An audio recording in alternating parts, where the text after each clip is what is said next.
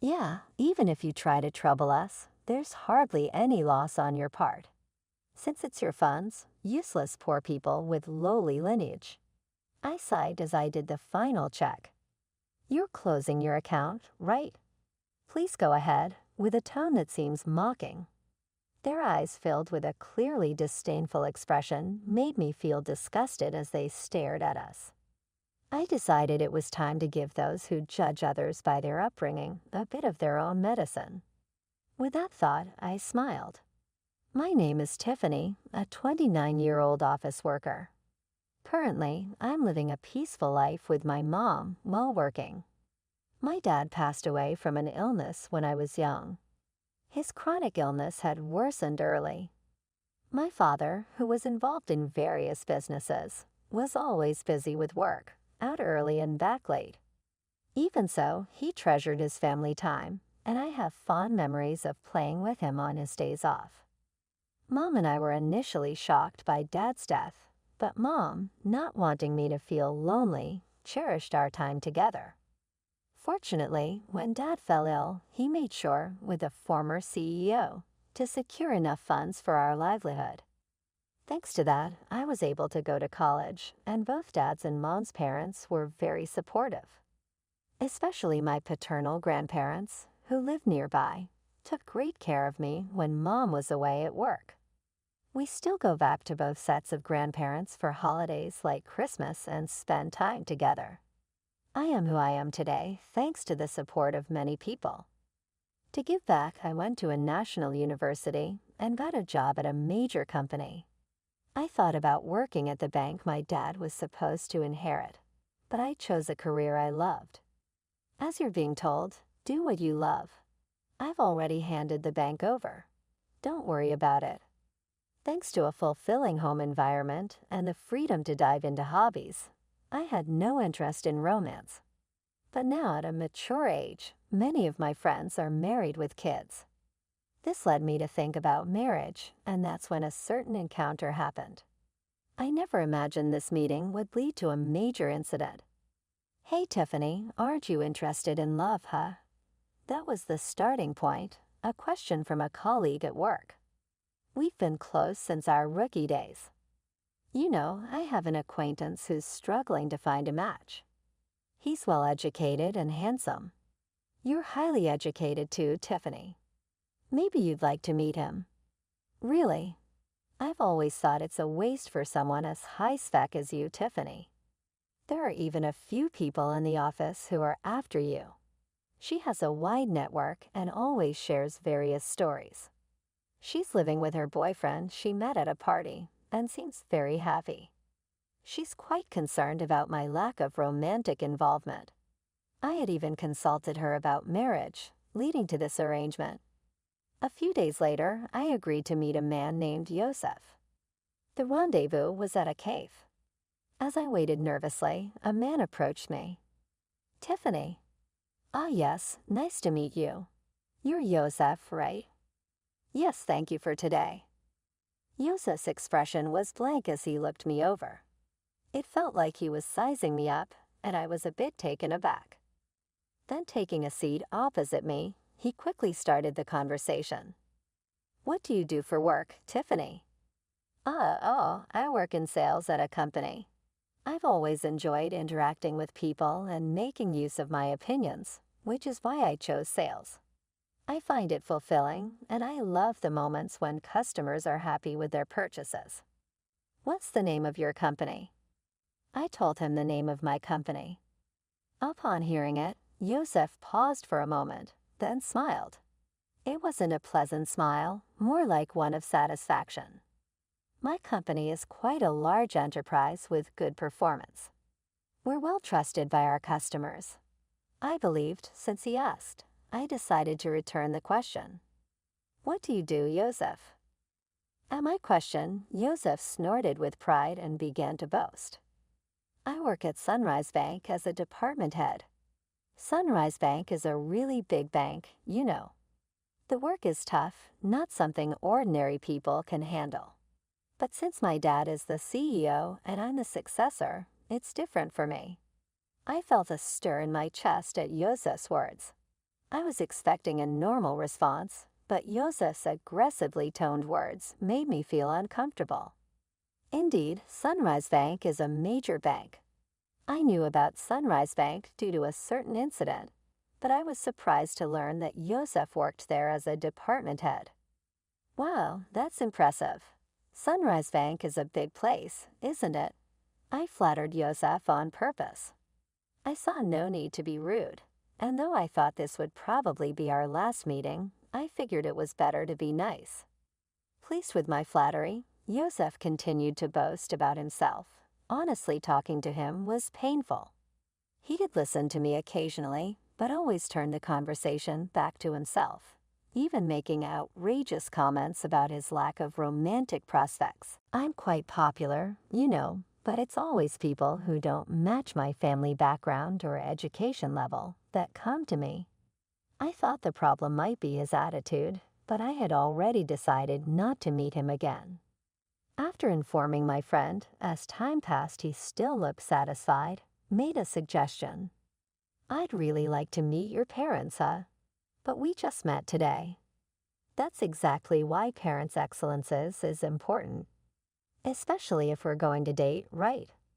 Inside, I screamed, I have no intention of dating you. But he seemed oblivious to my discomfort and kept pushing forward. When are your parents in? Are you available? I'll have to discuss it with my mom. What's about your dad? As Asep pressed on, I felt a growing sense of disgust, but couldn't find the strength to cut him off. My dad passed away when I was young. At my words, Lisep narrowed his eyes, suddenly waiting for him to speak. Asep just said, I see, and fell silent, pondering. Well, send me a date that works for you later. I'll adjust my schedule. Oh no, thank you. Should we leave then? Before I could finish, Lisep stood up. It felt like talking to someone from a different world. Despite my reluctance, I had given him my contact information and even discussed meeting our parents. His disdainful look upon hearing about my father's absence bothered me. In the end, we agreed to meet again with our parents. When I explained this to Mom, she smiled wryly.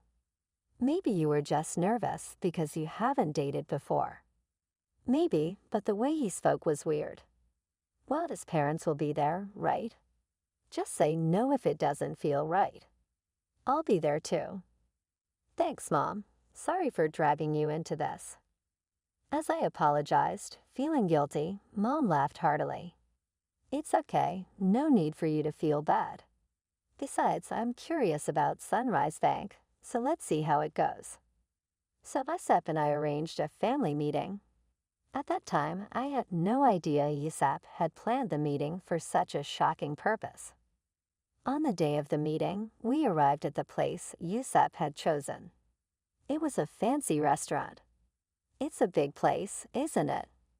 Yes, it is. Inside, our table was ready, but Asep hadn't arrived yet. We entered and waited. Shortly after the scheduled time, Asep and his family arrived. Sorry we're late, the traffic was terrible. Nice to meet you, thank you for today. Asep's family unapologetically took their seats. Irritated but not wanting to start a fight, I initiated the family meeting. After some time, Asep's mom, Morgan, with a sly smile, spoke up. So, where is your father? Is he coming later? Huh. I looked at Asep, but he just smirked dismissively and said nothing. I had already told him my dad was deceased. Morgan acted as if she didn't know, despite having agreed to meet our families. Mom quickly responded. In my stead, my husband passed away from illness when Tiffany was young, so today I'm here as her mother. Mom responded with a calm smile. In contrast, Morgan raised her voice in an exaggerated manner. Oh, my Tiffany is from a single-parent family. I was taken aback by her words. Even after saying my father passed away from illness, her tone clearly carried malice. Being from a single-parent family, life must be quite hard, huh? But she graduated from a public university, That's commendable, right? But still, being from a single-parent family, wouldn't dating her be complicated? Aesop's family's conversation left Mom and me utterly dumbfounded. Despite being present, they spoke so disrespectfully, mocking us as if being from a single-parent family was something bad. Such words aren't suitable for a first meeting. Angered, I retorted in a low voice, "Excuse me, but after Dad passed away, Mom raised me with great care. I owe my current life to her, and isn't it rude to speak about someone like that when you've just met?"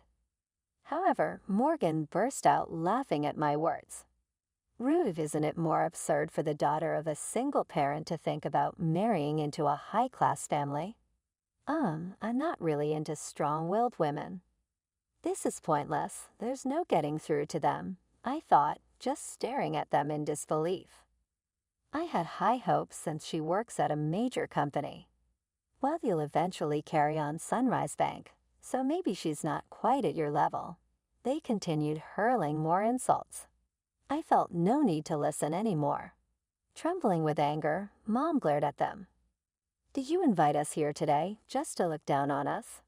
I've heard from Tiffany about the other day. You're enjoying berating us for being a single-parent family, aren't you?" It was the first time I heard her speak so sternly. "Please stop with the accusations. It was just a little teasing, right? No one feels good being mocked, and all your remarks are condescending. We have no intention of listening to this any further," Mom stated clearly. Aesop's family looked displeased at her statement. Presumptuous for commoners. Commoners, huh? Indeed, that may be the case, but this has made up my mind, Mom responded. Aesop's family looked briefly surprised at Mom's words, then burst into laughter. They seemed to be thinking, what can you possibly do? Mom sighed and began to speak. Actually, we have funds deposited with your bank, but we don't wish to entrust them to people like you. Oh, really? But we don't know your name, so it can't be much, right? It's probably insignificant. That's right. Even if you try to trouble us with your funds, it won't really affect us. Low-class poor people are not needed. I realized that even Mom's last attempt at reconciliation was in vain. They continued to speak disdainfully, unaware. I sighed and made the final confirmation. "We're closing our account." "Okay, go ahead," they replied with mocking tones and disdainful expressions. Aesop's family looked at us. I thought to myself, let's make those who judge others by their background suffer a bit. I smiled at the thought. "Is that so? Then we will proceed as such. And please consider this meeting never happened. Of course, we had no intention of marrying a daughter from a single-parent family. Well then, we will take our leave now." Mom and I stood up. "Oh, don't worry about today's bill. It's too expensive for you." "Is that so?" "Well then," I replied. With that, our family meeting ended. Later, I made a phone call. Weeks later, my mobile phone was flooded with calls from Aesop. Of course, I had anticipated this and had no intention of answering. It was their own responsibility. I immediately blocked the number. A few days later, I received a call from Grandpa Kyle. Summoned by Kyle, Mom and I headed to Sunrise Bank. In the meeting room, Aesop's family, looking pale, was present. As soon as they saw us, Morgan stood up and rushed over to bow deeply. "I am extremely sorry for what happened." I didn't reply to Morgan's words, just smiled and began to speak. "What exactly are you apologizing for?" At my words, Morgan bit her lip hard, trembling with anger. "That's understandable. There are too many things for which they should apologize.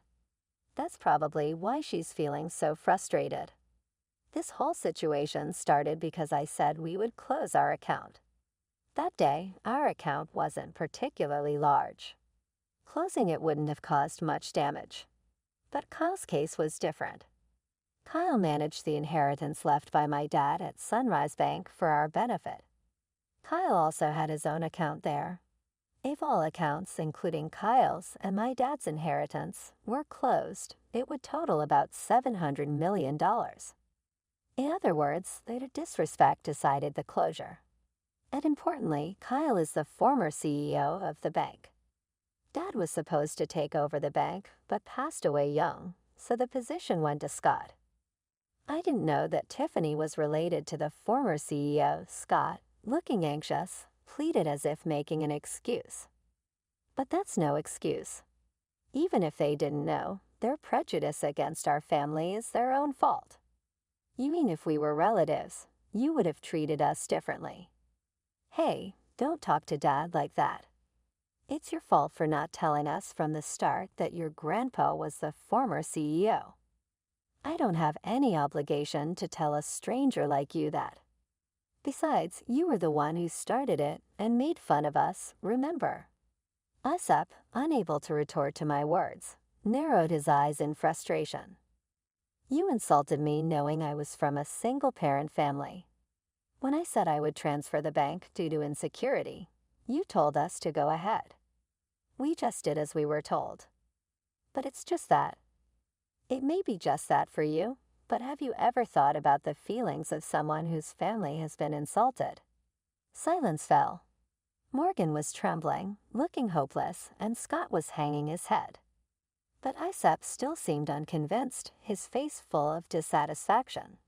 Getting all high and mighty just because people talk to you. Isaac remained unrepentant. At that moment, the door to the conference room opened, and Kyle appeared. Seeing Kyle's stern face, Scott and Morgan turned even paler, frozen in place. Only Yusef glared at me. Even after giving you a chance to reflect, you're still only thinking about yourselves. Kyle said, the former CEO. It's not my fault, it's her. Watch your words. If you continue, you'll end up even more miserable. Isaac, silenced by Kyle's words, glared at me again. Then, as if resigned, he burst out. No way.